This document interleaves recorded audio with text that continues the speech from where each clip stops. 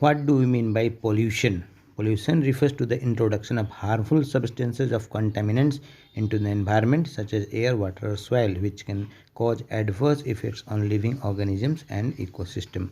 तो प्रदूषण क्या है, इसका हमने परिभाषा देखा। कितने तरह का प्रदूषण होता है, types of pollutions: air pollution, water pollution, soil pollution, noise pollution, light pollution, thermal pollution, plastic pollution, radiation pollution. इसमें पहला है air pollution, contamination of the air with harmful substances like particulate matter, gases and chemicals often from vehicle emissions, industrial processes and burning of fossil fuels.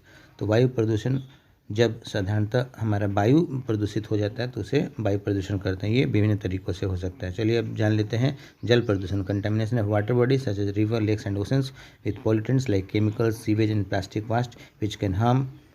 सो वो हो गया water pollution, water के अंदर यदि गंदगी आ जाता है। इस तरह से तीसरा है soil pollution, presence of toxic chemicals, pesticide, heavy metals और other pollutant in the soil usually from industrial activities, improper waste disposal और एग्रीकल्चरल प्रैक्टिसेस।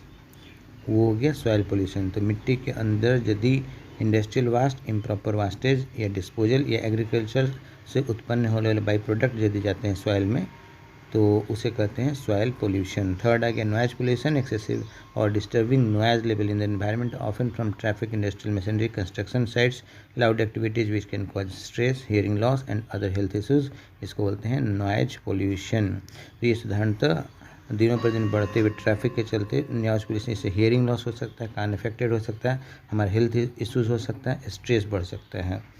पाँचवा नंबर है लाइट पोल्यूशन, जहाँ साधारणतः लाइट जैसे दिन के समय सूर्य की रोशनी और रात के समय चांद की रोशनी के अलावा यदि आदमी निर्मित जो लाइट होता है, बहुत ज़्यादा हेवी लाइट यदि किसी एरिया में यूज किया जाए जो कि बहुत ज़्यादा अफेक्ट करता है तो वहाँ पे हो सकता है कि नींद का डिस्टर्बेंस हो जाए, स्ट्रेस लेवल बढ़ जाए। इसको बोलते हैं लाइट पोल्यूशन। 5 नंबर है लाइट पोल्यूशन। नेक्स्ट आ गया thermal pollution.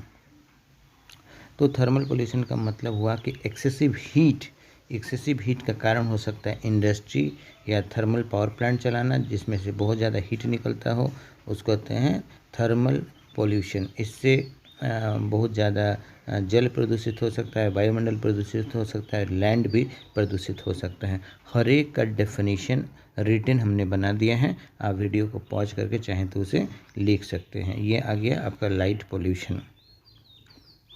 Light pollution is the presence of excessive or obtrusive artificial element in the night environment. It can come from various sources like street light, outdoor advertising and building.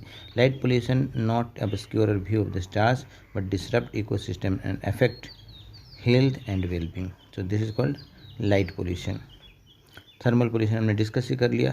चलिए आ जाते हैं, आजकल common बात है plastic pollution. ये बहुत ज़बरदस्त एक पोल्यूशन क्रिएट हुआ जब प्लास्टिक बनाया गया। प्लास्टिक के निर्माताओं ने कभी ये नहीं सोचा था, क्योंकि प्लास्टिक जो होता है वो नॉन डिकम्पोजेबल होता है, नॉन डिग्रेडेबल, ये सड़ता नहीं है। तो यदि मिट्टी के अंदर जाता है तो मिट्टी में पड़ा रहेगा, पानी के अंदर जाता है तो पानी में पड़ा रहेगा और सड़ेगा नहीं। तो इस तरह से पानी प्रदूषित होगा, सॉइल प्रदूषित होगा। तो प्लास्टिक पोल्यूशन एक बहुत बड़ी विपदा हो चुकी है।